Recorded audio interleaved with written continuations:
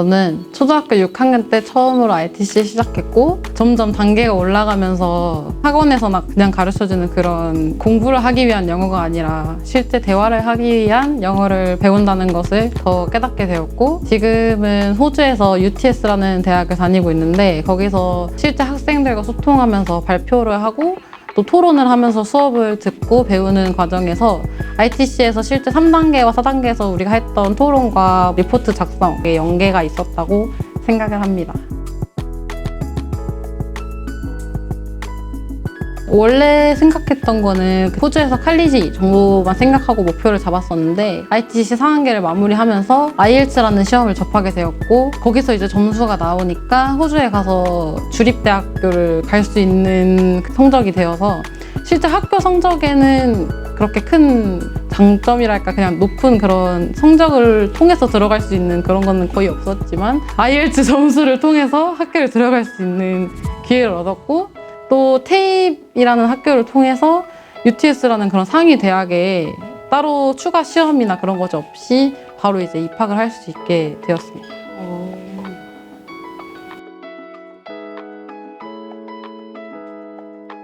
일단 리포트 쓸 때 서론, 본론, 결론 같은 거를 짓는 것을 많이 어려워하는 사람들도 있는데 저희는 그런 경험이 좀 있다 보니까 뼈대를 먼저 세우고 거기에 이제 살을 붙이는 그런 훈련들이 좀 되어 있었기 때문에 아무래도 과제를 할 때 시간적인 것도 좀 세이브가 되었고 내용의 질도 좀 높아진 것 같아요. 현재는 방역 지침 때문에 어쩔 수 없이 대면으로는 사람들이 많이 모일 수가 없기 때문에 사람들 많이 모이는 그런 강의에서는 완전히 녹음된 그런 강의를 통해서 강의를 하고 있고 또 소규모의 그룹으로 모여가지고 스터디를 하는 그런 그룹들은 모두 줌이라는 프로그램을 통해서 실시간으로 수업을 듣고 있습니다.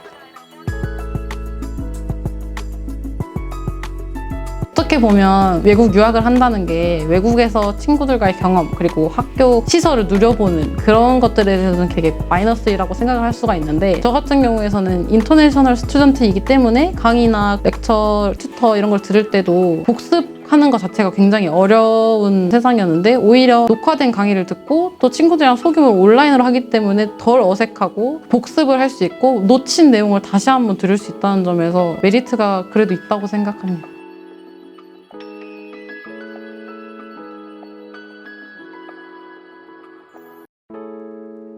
어떤 한 과목을 수강을 하면 그 과목이 이제 렉처랑 튜토리얼로 나누는 건데 렉처에서는 그야말로 전공책에서 발췌를 해서 우리가 알아야 할 내용이나 그에 관련된 기업, 사례 이런 거를 이제 설명을 해주는 그야말로 강의, 주입식처럼 그런 식으로 해주는 거라고 치면 튜토리얼은 학생들이 소규모로 모여서 튜터와 함께 수업에서 나왔던 사례 그런 거를 연구하고 같이 의견을 나누고 간단한 리포트 작성이나 아니면은 뭔가 사례를 분석해보는 그런 시간이어서 같은 내용을 2번 학습하는 그런 개념이라고 생각을 하시면 돼요. 보통 이제 시험에서 나오는 개념 같은 거는 이 렉처가 중요하지만 렉처 같은 경우에는 리코딩 렉처가 원래 올라와요. 원래 온라인을 안 했더라도. 그래서 렉처 같은 경우에는 출석 체크도 안 하고 그래서 집에서 그런 걸 하는 반면에 튜토리얼은 무조건 참석해야 되고 80% 이상 출석률이 안 보이면 퇴학 이 정도로 굉장히 중요를 두고 있는 수업이라 렉처에서도 개념을 다루고 또 시험에서는 소수형도 있기 때문에 오히려 튜토리얼이 더 중요도가 높다고 봐야 돼요. 책에서 배웠던 그런 사건이 딱 발생을 했을 때 그 학생은 자기가 그냥 배웠던 그대로 그냥 그때도 그렇게 했었으니까 이번에도 그렇게 그런 식으로밖에 생각을 못하지만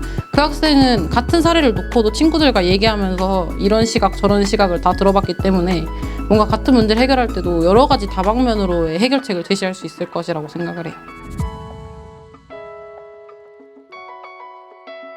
먼저 비판적 사고가 가장 중요한 것 같아요. 이제 우리나라 같은 경우는 성적을 잘 받기 위해서는 족보라든지 그 항목에 맞추기만 하면 되는데 외국은 그게 아니라 어떤 사건, 케이스 스터디에서 어떤 시각을 가지고 그것을 어떤 생각으로 비판해서 그걸 서술하느냐에 따라서 성적이 갈리거든요. 근데 그렇게 함으로써 앞으로 살아가면서 이제 일을 할 때도 같은 상황에서 FM대로 그냥 지금까지 해왔던 대로 한다면은 발전이 없겠죠. 근데 그런 식으로 교육을 하기 때문에 이제 회사에서도 그런 직원을 더 뽑으려 할 것이고 그리고 회사에서도 뭔가 일이 닥쳤을 때 더 꾸려나가기 쉬운 직원들을 뽑기 때문에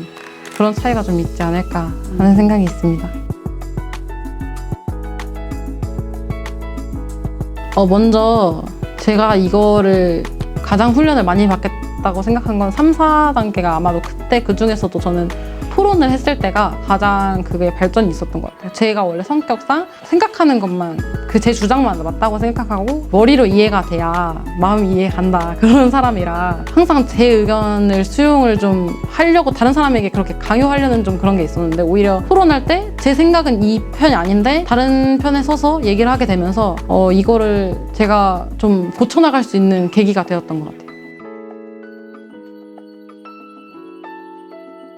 휴먼 리소스 매니지먼트가 한국에서는 인사과라는 건데 이게 인사과라는 게 승진 이런 것도 관리하고 전반적으로 좀 인적 자원을 관리하는 그런 부서인데 아직 우리나라에는 이게 제대로 된 학과는 없어요. 근데 회사에서는 이걸 굉장히 필요로 하거든요. 그래서 저는 이제 호주에서 이제 일을 하게 된다면 그 주변에 테이프에서 이제 호텔 관련된 거를 좀 공부를 했어서 호텔에 있는 매니지먼트 쪽 할 계획도 있고 아니면 한국에 들어와서 한국 내에 있는 기업의 인사과를 통해서 더 전문 지식을 바탕으로 회사를 관리할 수 있는 사람이 되고 싶습니다.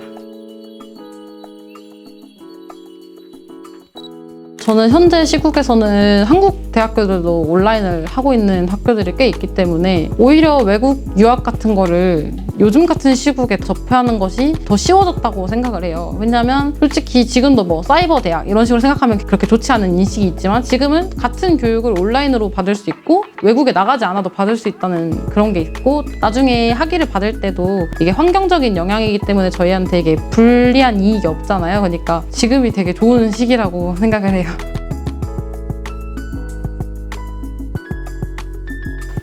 일단은 4단계까지 하면 일단 IELTS가 이렇게 수순으로 따라오는 거기 때문에 끝까지 믿고 4단계를 했으면 좋겠고 그 IELTS 점수만 해놓으면 테이프에서도 굳이 호텔 경영이 아니더라도 다른 여러 학과들이 있기 때문에 굳이 이제 학과 공부에 이렇게 연연하지 않아도 외국에서 학교를 다닐 수 있다는 것을 생각하면서 너무 스트레스 받으면서 공부를 안 하는 것이